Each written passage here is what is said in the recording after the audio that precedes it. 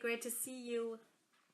I'm just gonna wait a little bit. Oh, my eyes look small today.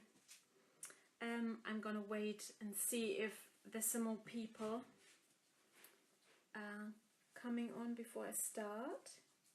That looks like Terry. Hi, Terry.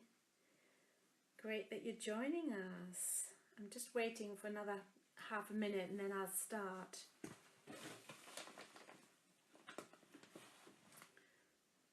Okay.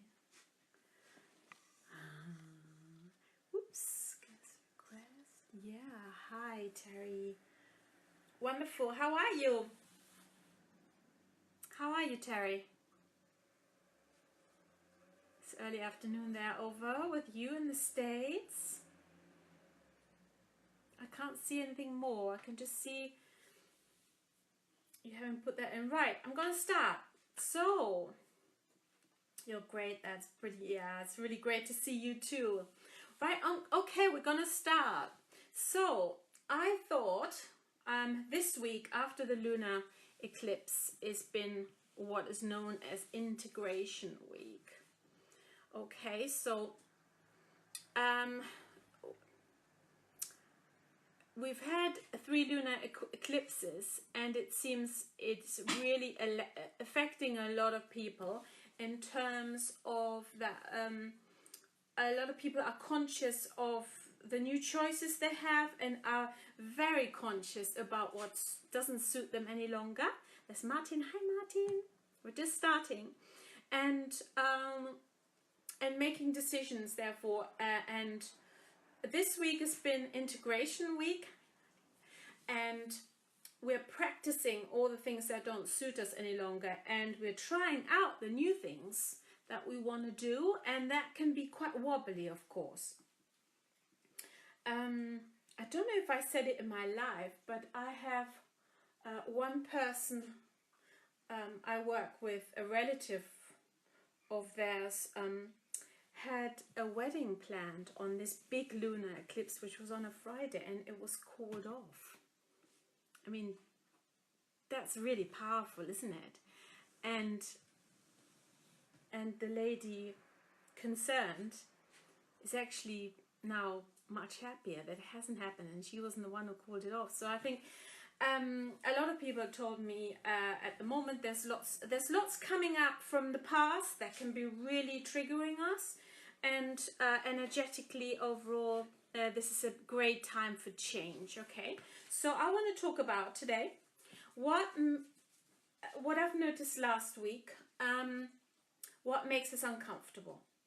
Last week I've stepped up on quite a few occasions to something that I wasn't happy about and spoke out, and just little things when I'm uncomfortable with what somebody says, when I'm uncomfortable how somebody touches me, those things which are not in my safe boundary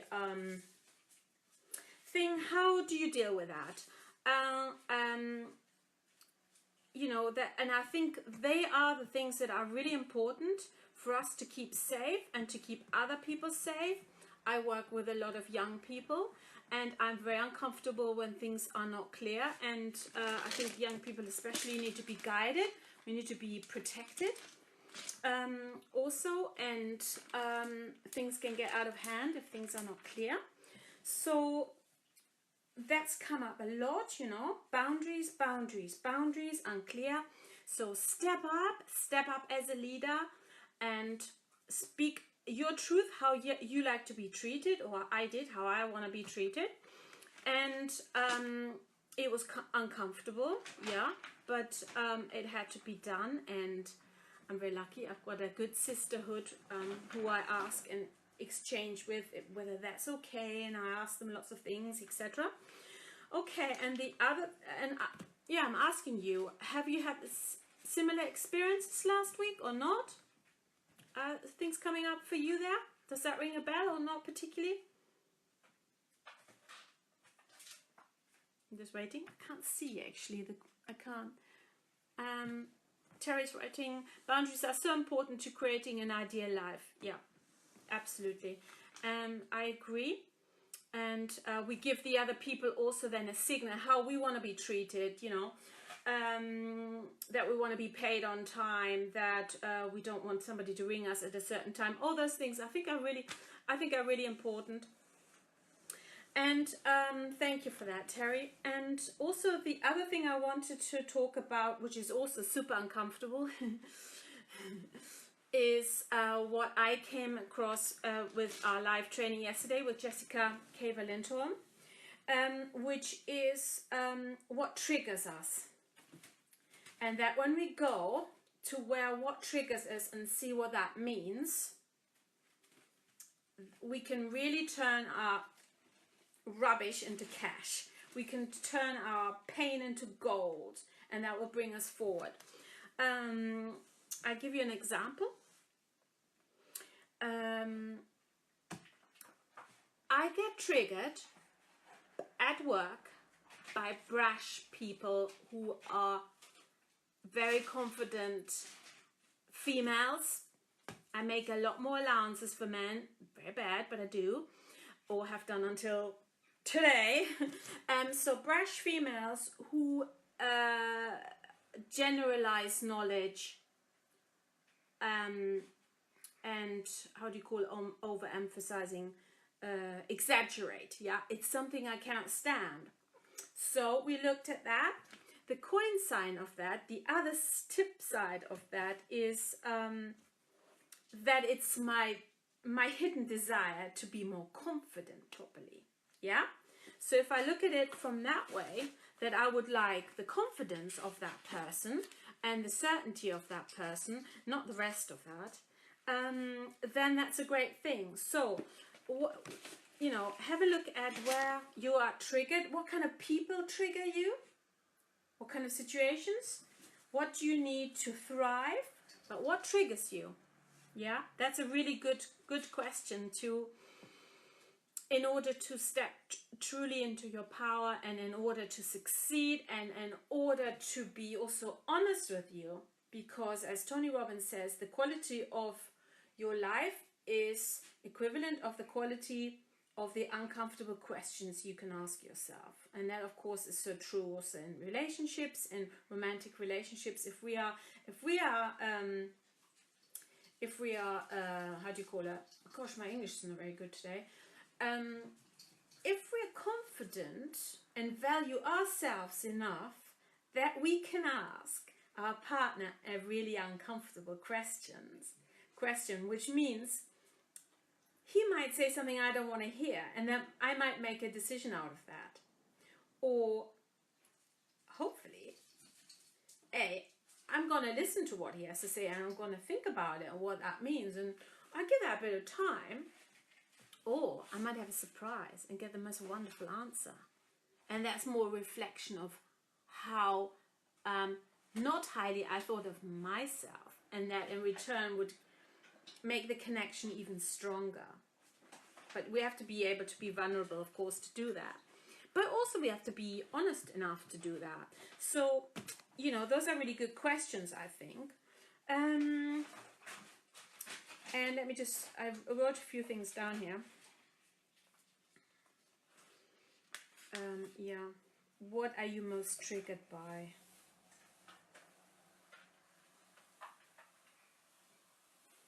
But also what Jessica said yesterday is,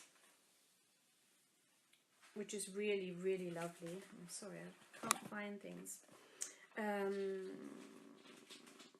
If you then are more conscious of what you really desire, if you're more conscious of what you really, really want, and you go deeper and deeper and deeper to find out, then that's just a huge thing, isn't it?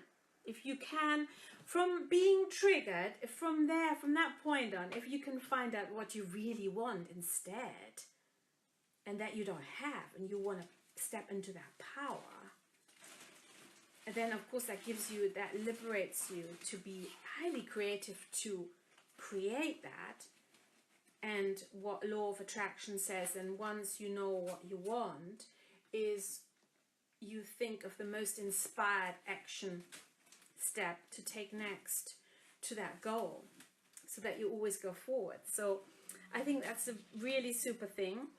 And to finish off, I thought we could have another exercise.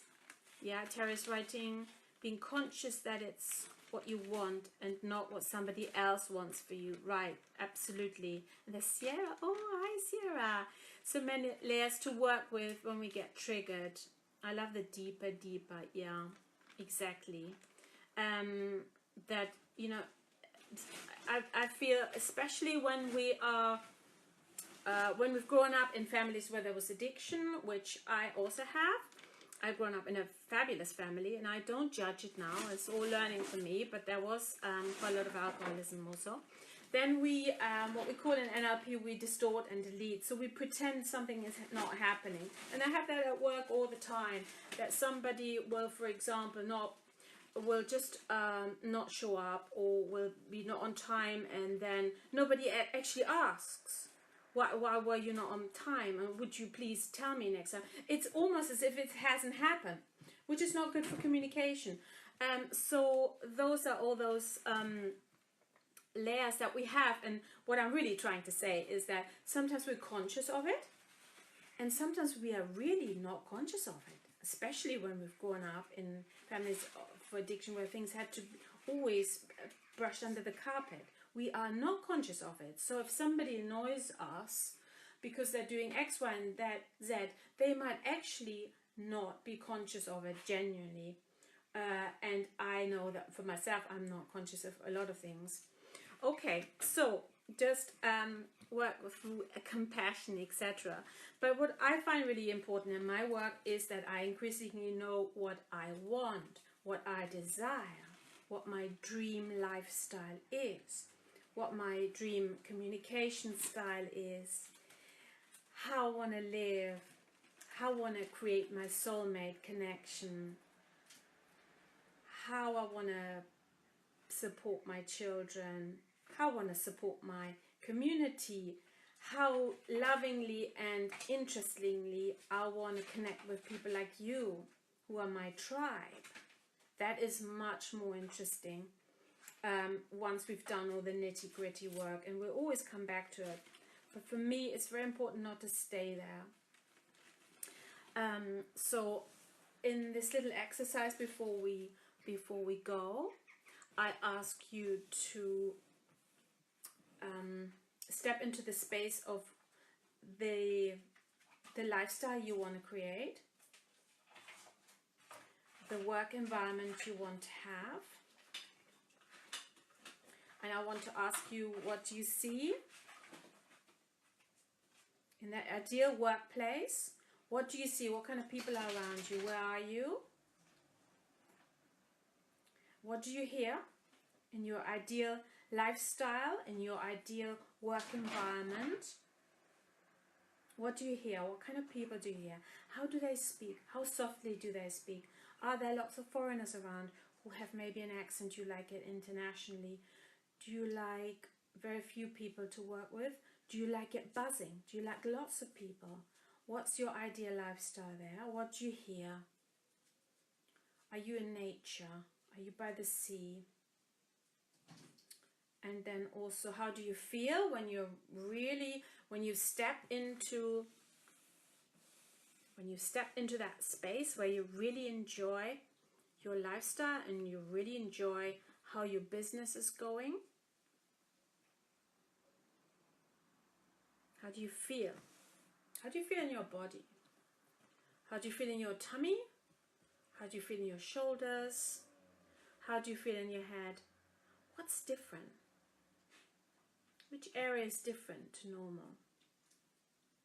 Okay, great. And also possibly, what do you smell?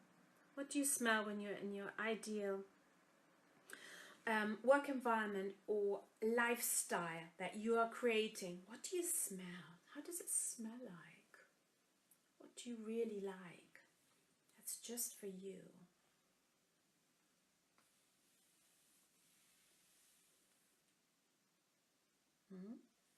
Great. I thank you so much for that. It's something that I just wanted to share with you today, because we're coming to the end of the integration week, and I wanted to share that with you, and also encourage you, if you're at the brink of maybe doing something like that, do it. Because we're creating a ripple effect in our groups, in our various groups where we feel really good and we can share. We learn from other people and then we share that, and it just creates a ripple effect.